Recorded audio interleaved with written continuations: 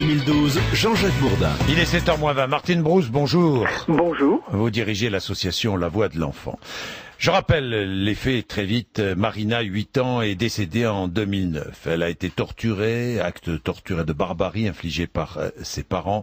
Ils avaient masqué leur crime en faisant croire à une disparition et un enlèvement de leur fille, donc de 8 ans. Hier, début des procès des parents de Marina, Eric et son épouse Virginie, aux assises de la Sarthe.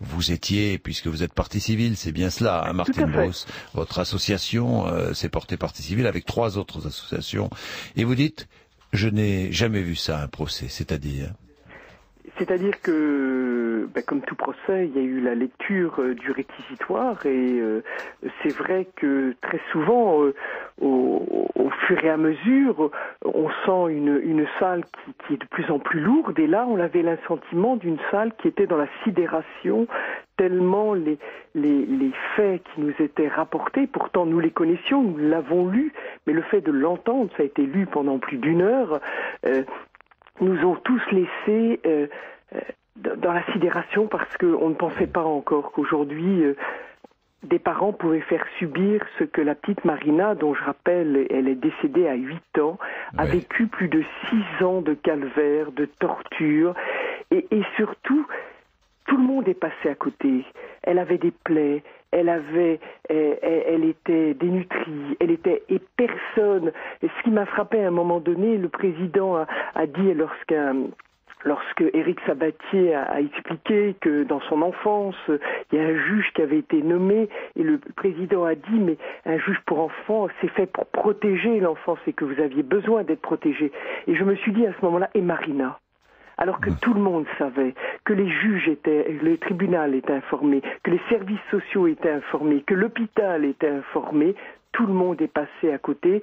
Et je crois que pour nous, la Voix de l'Enfant, comme pour les autres associations, ce que nous attendons, c'est de comprendre pourquoi Marina est morte sans que personne n'intervienne. Alors, Eric, son père, a parlé, lui, de son enfance. Hein, il a, en quelque sorte,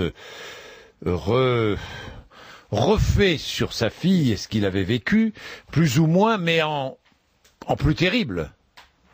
C'est ça, Martine, parce que bien souvent, on dit un enfant maltraité devient maltraitant. Oui, mais alors ce qui était intéressant, nous avons pu voir, parce qu'il y avait le père, Eric, mais il y avait aussi la tante.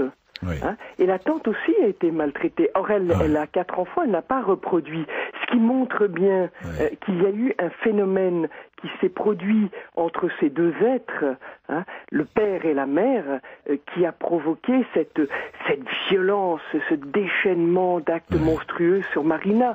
Parce que c'est vrai, Jean-Jacques Bourdin, ce que vous dites, il faut absolument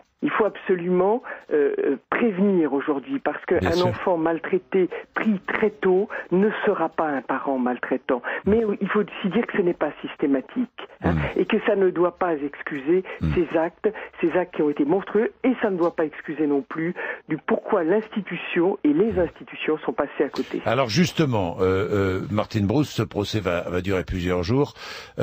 Quand vont venir les questions aux institutions ? Écoutez, il va être déjà dans les jours qui viennent, il va y avoir un certain nombre de professionnels.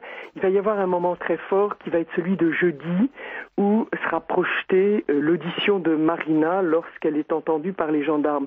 Je crois qu'à ce moment-là, beaucoup de choses vont démarrer dans ce procès. Hier, c'était vraiment le démarrage, donc l'histoire, l'enfance de ces 2 parents, les témoins qui ont été appelés. Vous savez, à un moment donné, on s'est tous regardés, et avec nos avocats et avec Maître Spinner, notre avocat, nous nous sommes dit, mais c'est Zola. C'est vraiment c'est la misère humaine, mais en même temps ne nous arrêtons pas là, et jeudi nous allons commencer, je pense, à comprendre dans les petits mots qu'on va percevoir au travers de cette vidéo qui va nous être projetée, ce qu'il y a derrière tout cela. Bien, on vous retrouvera à la fin de la semaine. Alors, Martine Brousse, merci.